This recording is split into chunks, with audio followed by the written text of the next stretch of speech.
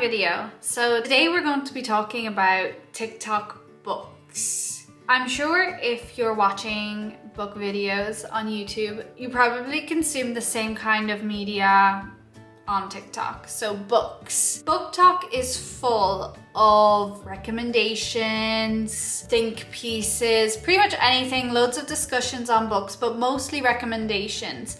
And pretty much every week there's a new book like blowing up on BookTok. I love BookTok. I love watching it. I love scrolling through, finding new books to read. You know, most of the books here I get from recommendations. I very rarely just buy a book. I am very easily influenced. So BookTok does its job. I'm going to actually help you decide whether or not BookTok books are worth reading, because I've read a few. Let's get into it. The book that started it all for me was The Song of Achilles by Madeline Miller, and also by proxy Circe. These books are so worth it. Yes, these are a yay. The Song of Achilles was the first book I read from BookTok. It was amazing. I was not expecting the experience that came from this. The Song of Achilles and Circe are both Greek myth retellings, and I am a massive Greek mythology girly. I love the Percy Jackson books, are my whole childhood. So when I heard there was a well-written Greek myth retellings going about, it was exactly tailored for me.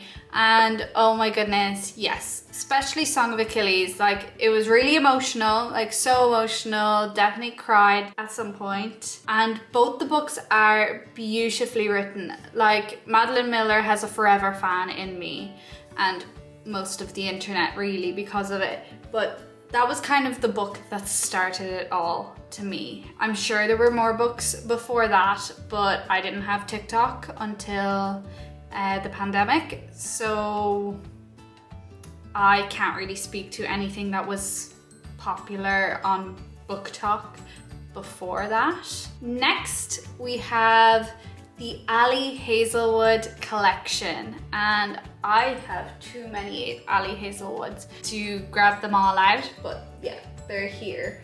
From Bride, Check and Mate, Love on the Brain, The Love Hypothesis, Love Theoretically, and Loathe to Love You. So these books are predominantly STEM romance. We love a STEM girly in this house. This whole collection is very much a yay for me also. I love Ali Hazelwood. That is not a secret on this channel. She writes the best, cute, banter-filled, beautiful, happiness romances. Like, it's the kind of romance that you just don't want to put down, that you're just gonna eat up completely. You're gonna spend days thinking about it. And so I have my lovely collection here. I love it. I'd say I'd put either The Love Hypothesis or Check and Mate as my favorites. The Love Hypothesis because it was the OG STEM romance book. It like redefined romance reading for me. Then Check and Mate was YA centered, and I actually really enjoyed their dynamic, the two love interests dynamic in that one, like the most, I'd say. Interactions, banter, everything. Ali Hazelwood is also really good at writing men that are obsessed, in a good way, with their love interest, which we need more of. Like, she's incredible and so smart and so pretty, not I'm gonna follow her home and kill her. So I really love Ali Hazelwood. I really love Ali Hazelwood. Next we have It Ends With Us / Any Colleen Hoover. Ladies and gentlemen, we have our first nay. I have 2 Colleen Hoover books purely because I wanted to see the hype. I wanted to test it out. And again, this was like a few years ago that I actually read these. I wanted to see what was going on, and I'm glad I did, because I feel like curiosity would have killed me. But Here's the thing about Colleen Hoover and what I personally feel like her demographic is. I feel like she is well suited to people who are not big readers, or people who kind of fell out of love with reading, say as teenagers or young adults or whatever, and didn't maintain that level of reading and aren't used to it anymore. This is the kind of stuff I would assume you'd be reading as someone newly back to reading. And like, that's not judgment. I just think that the prose is so basic that it's like, you can eat it up real quick. You can fly through a Colleen Hoover book. The other thing, kind of plot-wise, it always feels like Colleen Hoover is choosing some kind of trauma for the sake of trauma. It Ends With Us is a bit different, domestic abuse based, and Colleen Hoover did leave like a little note about that at the end. And here, I get it. Like, this one may be deep enough. Still don't think it was worth the massive hype, but I get how it could be meaningful, except for the freaking Ellen diaries, essentially. The Ellen parts, I can't. I actually can't. I don't have it in me. I don't have the strength to even think about the Ellen parts. And then Verity as well, I thought was pretty alright. Thriller-wise, I'm not a thriller reader. Maybe I will be. I have thriller books, I've just not read them yet. And this is the closest to a thriller I've ever read, and I don't know, it was okay. The weird trauma-esque themes, I think, do fit better to a thriller horror than they do romance. So I think maybe that's why it works more. Like, Verity is her least controversial, and then I think It Ends With Us is probably most popular, but it still is quite polarizing. And then she has other books that are much less appreciated. If you are an inexperienced reader who is an adult and who wants to read about these kind of trauma situations, traumatic characters, I also don't think the characters have much depth, or like, they have trauma but no depth. So you can see there's a disconnect there. But if you're into that, go ahead, but I can safely say I will not read another Colleen Hoover book. I will not buy another Colleen Hoover book. Make of that what you will. The next book is They Both Die at the End by Adam Silvera. And I'm going to say, nay. They Both Die at the End is a sweet-ish story. Basically, the idea is, it's another kind of dystopian. It's less like fantasy and more just, imagine this is the world we live in, rather than having it really, really fleshed out. And I think there is a prequel. Also, it was a few years ago since I've read this, so plot might be fuzzy. Plot is definitely a bit fuzzy. Basically, it's set in a universe where we figured out how to predict when people are gonna die, like down to the day. So our two main characters are two boys, and they find out that they are going to die. And yeah, so it's about their last, say 24 hours on Earth. And essentially they come together, and I think they do fall in love. I can't remember if that's like canon or not, but I think it is. They're falling in love throughout the day, getting to know each other. And then, spoiler, boo, woo, woo, alarms, they both die at the end. You know it going in because it's their day and it's the name of the book. So that spoiler's on you. My criticisms of this story is that it is very basic. It is a teen. It's definitely aimed at teenagers. It's very basic. So maybe it just was not for me. I think it could obviously be for younger people. So I feel like it was very surface level. The writing was absolutely massive. I don't actually have the book with me anymore. I think I read it in about a day, maybe two, purely because it's tiny and the pages like you're swapping POV between the two boys. Loads. Is it Matteo? Can't remember the other kid's name. But yeah, you're swapping POV between them, and it'd be so funny. It's like you'd have a full page and then half a page, and then it'd skip like a whole page, and then the next POV would start. It just, yeah, it felt very kiddish to me, and I felt like I didn't connect with the characters because I knew they were going to die. I also think that there wasn't much room to explore the characters because it's, you know, what, 300 or something pages and written so simplistically that there wasn't a lot of fleshing out of the characters in there. I think it really resonated with younger teenagers, especially maybe queer teenagers, and I totally get that. I get why it'd be so important and lovely to be reading a book with the representation, and that's why I'm going to counteract this nay with my next yay, which is Aristotle and Dante Discover the Secrets of the Universe. This is a story set in, I think, the 50s about two young boys falling in love, or teenage boys, I don't know. And this, I was expecting to go and feel the same way about Aristotle and Dante as I did about the two boys in They Both Die at the End, but I couldn't have been more wrong with that idea before going into this. This book is beautiful. I swear to God, it's like The Good Twin. It's written really nicely, and in this case, the characters have a lot more depth, or maybe the depth comes through a bit more. I don't know, I connected with these two boys much more than the other book, and I feel like there are so many similarities that it makes sense why they both blew up. I think they both blew up around the same time on TikTok, so I really do think if you're gonna pick between the two Aristotle and Dante book, I still have the second book and I need to read it.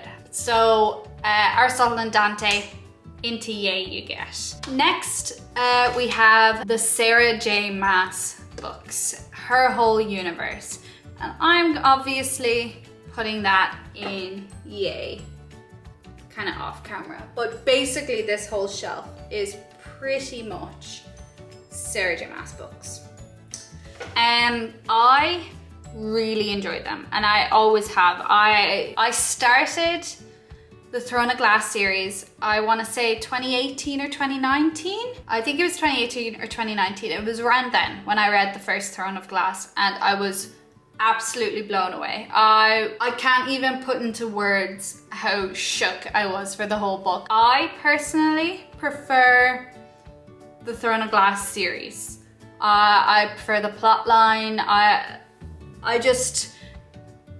was so attached to everyone in Throne of Glass. I love those characters so much, and I spaced out the Throne of Glass books because I didn't want it to end and I didn't want to run out. So it took me about 4 years to finish. Yeah, I think about 4 years to finish 8 books, which, you know, if I'd really wanted to, I could have read it in 2 months.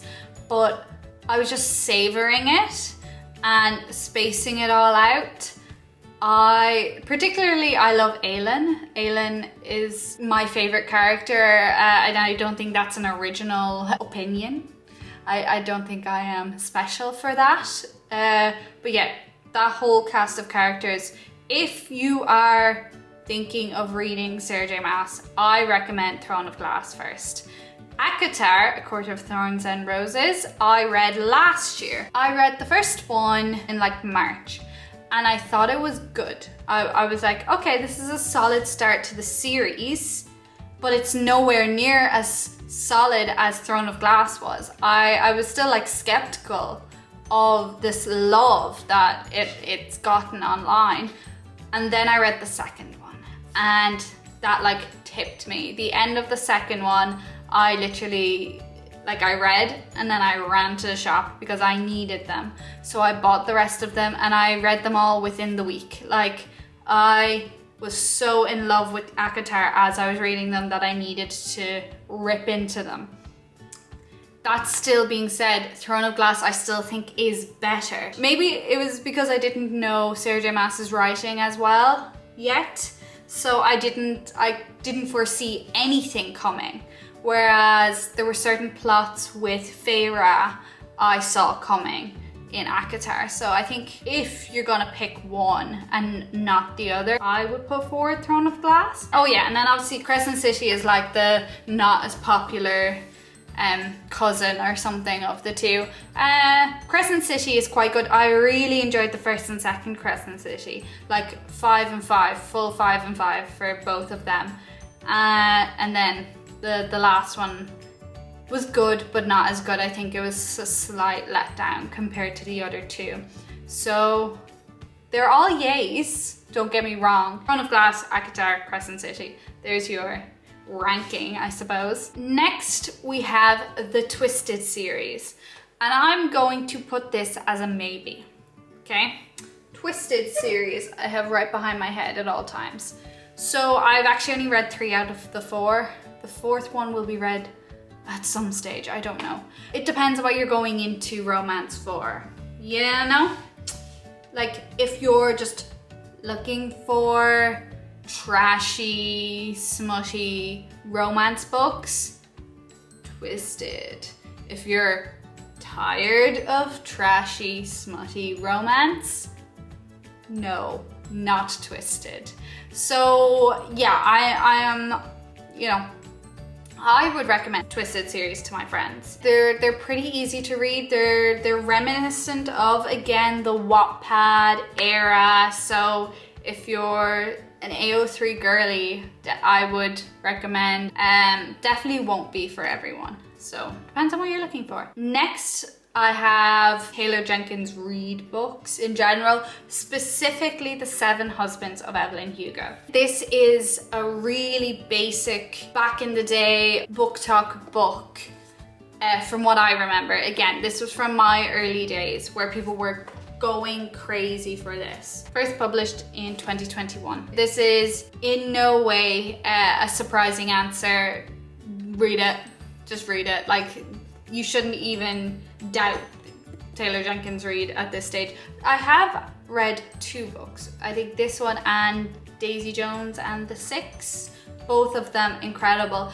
They're so unique in the narrative medium. So for example, a lot of this is being interviewed and is speaking to someone, and you can really feel that through prose. And then Daisy Jones and the Six is an interview, is told interview style, but like literally as if it's a script, and it's like Daisy, Billy, blah blah blah blah blah blah, person speaking to the person who is conducting the interview. So I really like that it's like different, and then also it's historical, fake historical. Taylor Jenkins Reid writes in such a way that you feel like she's describing stuff that's actually happened rather than her making her own universe up. So like I had to double and triple check that this Evelyn Hugo wasn't a real person because it feels real. Same with Daisy Jones and the Six. Even when you look up the songs are on Spotify, you know? So it's really like, whoa, are these real? Are they fake? I would recommend pretty much anything by Taylor Jenkins Reid. But again, I've only read 2 of her books. I have Malibu Rising. Next we have The Cruel Prince by Holly Black. So, fun little origin story with me and Holly Black's books is that Holly Black went on tour for her 2nd book with Cassandra Clare.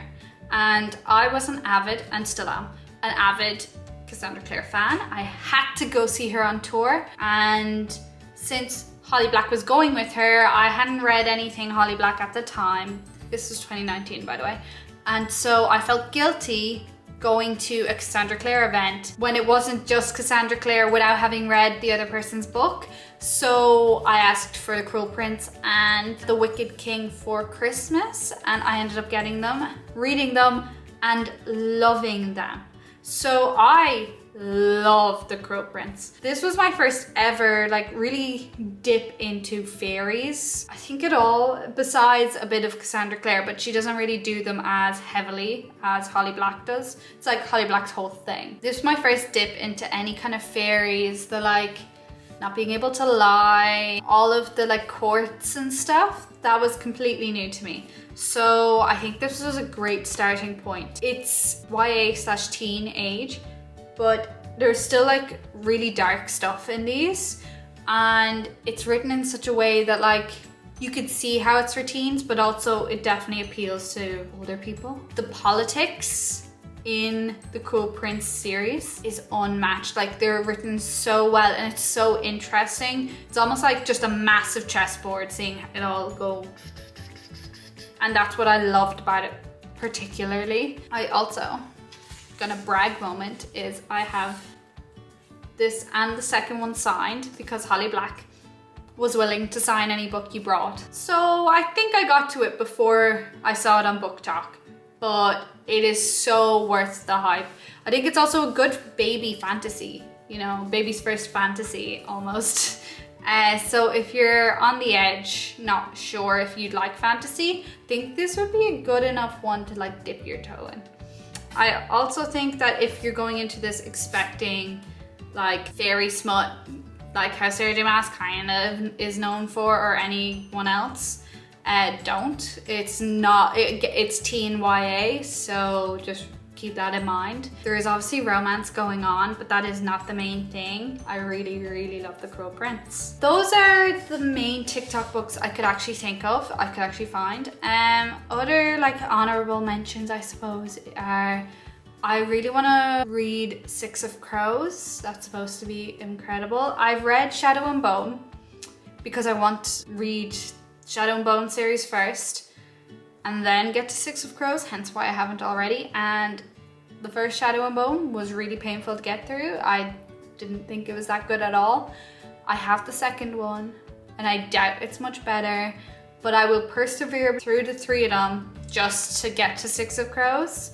And so that's a big one on my list. I think I want to read The Invisible Life of Addie LaRue. I've had some people say I mightn't enjoy the writing style of V.E. Schwab, so I have A Darker Shade of Magic to see if I gel well with V.E. Schwab's writing. So I'm probably, maybe, The Invisible Life of Addie LaRue might be on the list. I have the Atlas 6. I do want to read that. What else? I'm scrolling through here. I have The Priory of the Orange Tree. I have it, not read it yet. So I think that's all the books that I wanted to talk about today. If any other BookTok books have been showing up on your For You page, don't be afraid to leave them down below. I'm a big fan of BookTok and I enjoy getting my recommendations from there. So now you know which books to trust and which ones to maybe leave behind. Thank you for watching. I will see you next time.